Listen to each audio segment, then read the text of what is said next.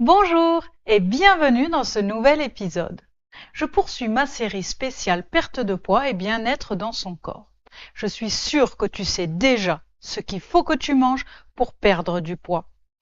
Je vais donc aborder le sujet plutôt d'un point de vue de la compréhension de soi, de l'introspection, pour aller toujours plus loin dans le respect de soi, de ses besoins, avec amour et bienveillance. Libère-toi de ta culpabilité et de l'idée que tu manques de volonté, que tu n'y arriveras jamais.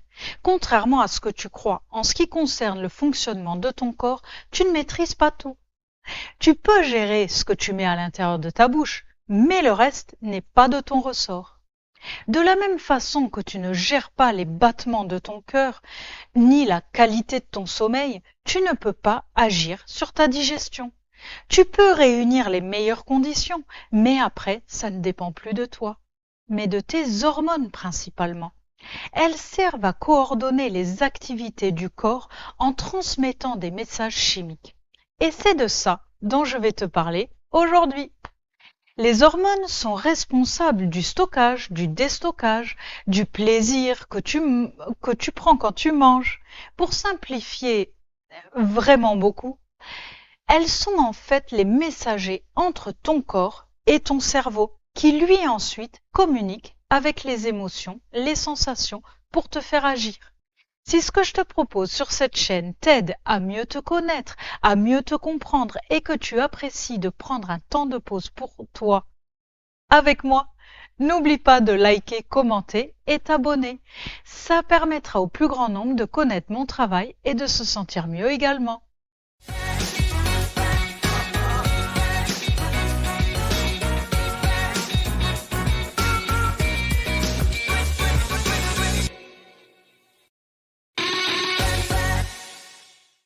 Petite parenthèse avant de rentrer dans le vif du sujet des hormones. D'abord, si tu es en surpoids ou en obésité à cause d'une maladie, je te conseille vivement d'avoir un suivi médical rigoureux avec des professionnels de santé. Si ce n'est pas ton cas, soyons très factuels. Si tu es en surpoids aujourd'hui, c'est que tu manges au-delà des besoins de ton corps, quelle que soit la raison. Si tu penses continuellement à la nourriture, c'est peut-être que les hormones qui régissent ta digestion ne sont pas calibrées. Tu peux tourner autour du pot, me donner toutes les excuses que tu veux. Ça reste ça la réalité. Vouloir changer ça ne sera pas confortable ni facile.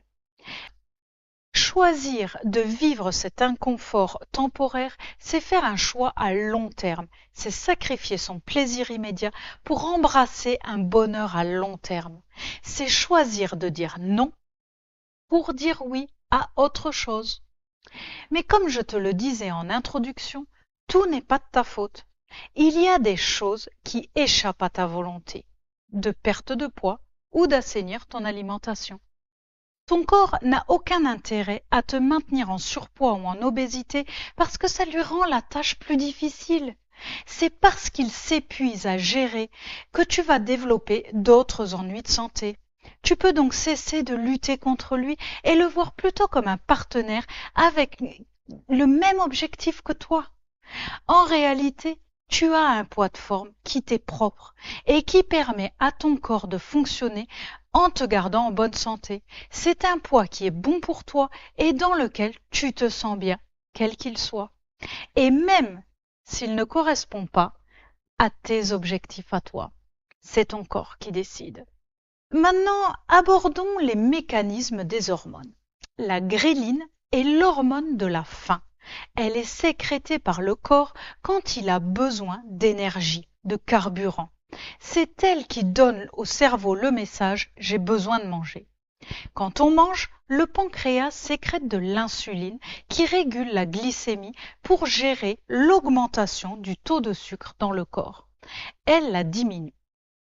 La digestion et ses mécanismes permettent d'extraire des aliments les nutriments nécessaires au bon fonctionnement du corps et à sa bonne santé, les vitamines et les minéraux, ainsi que les lipides, les glucides et les protides. Quand ton corps a ce qu'il faut, il sécrète cette fois-ci de la leptine, l'hormone de la satiété. Maintenant, Je vais un peu plus te parler du sucre.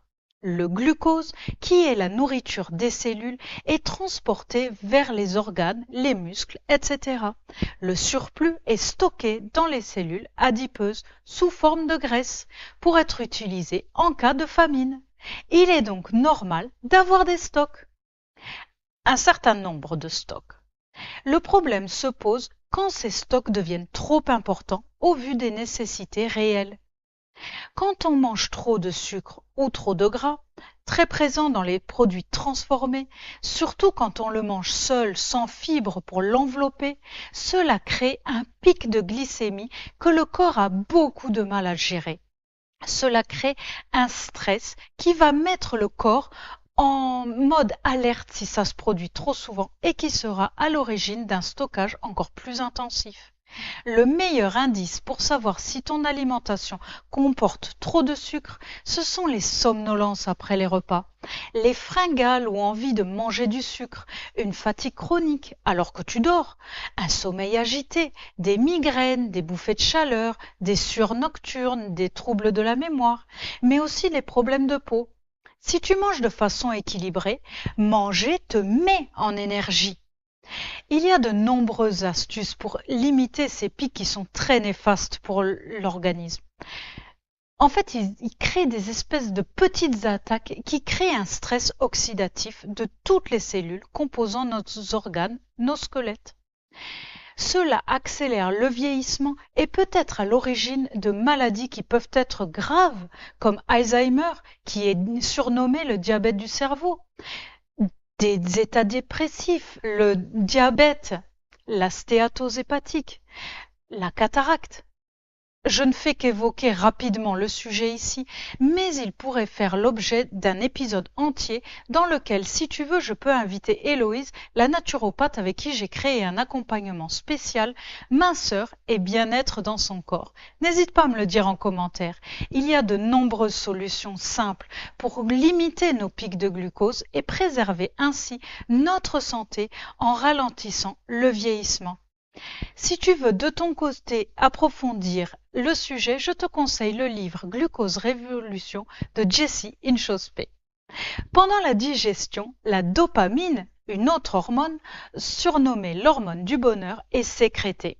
C'est ça qui te donne le plaisir. C'est le circuit de la récompense qui était très utile pour l'homme à une époque lointaine où notre nourriture était beaucoup plus rare. Cela nous obligeait à nous nourrir à nouveau, ainsi qu'à nous souvenir plus facilement où on avait trouvé notre nourriture, à une époque où on n'avait pas encore des placards de cuisine remplis, ou des magasins proposant un vaste choix alimentaire. En quelque sorte, on est accro naturellement à la nourriture pour être sûr qu'on ne va pas oublier de donner du carburant à notre corps et de se souvenir où on avait trouvé de la nourriture. Or, à l'époque, l'aliment le plus sucré qu'on trouvait, c'était les fruits.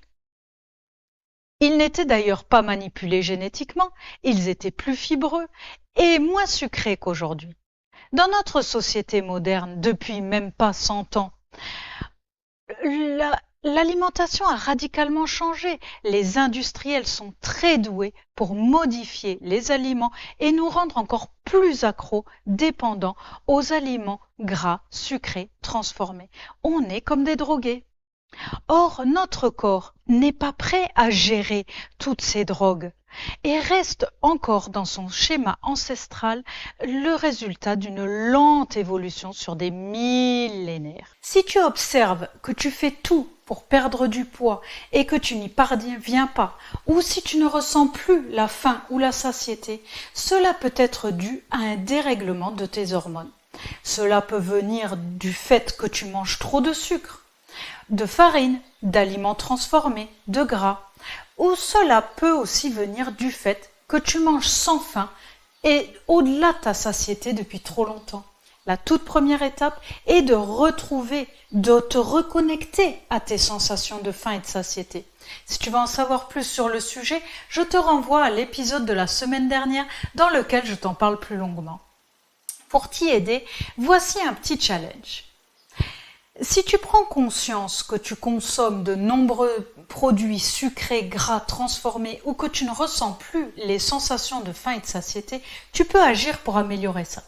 Mais tu dois savoir que tu vas passer par une période de désintoxication qui ne sera pas agréable pendant quelques jours. Mais c'est le prix à payer pour être libre et sur le chemin d'une bonne santé physique et psychologique, pour faire baisser la charge mentale liée à la nourriture. Il suffit d'arrêter tout sucre ajouté, toute farine et tout produit transformé, alcool compris, pendant au moins 3 semaines. Ne t'inquiète pas, il reste énormément d'aliments bruts à consommer. Tous les légumes, tous les fruits secs, viande, œufs, poissons.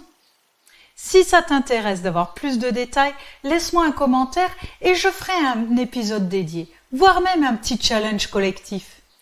Si aujourd'hui tu veux perdre du poids ou avoir une relation plus saine, plus détendue avec la nourriture, tu vois que tu peux certes y mettre de la volonté, mais toute la partie hormonale t'échappera. Par contre, tu peux aider ton corps à bien fonctionner en lui apportant une alimentation saine et la moins transformée possible. N'aie pas peur d'essayer des choses. C'est en essayant et en observant le résultat que tu sauras ce qui te convient à toi ou pas. Il n'y a pas de recette miracle, chacun a la sienne. Je te dis au revoir et à la semaine prochaine.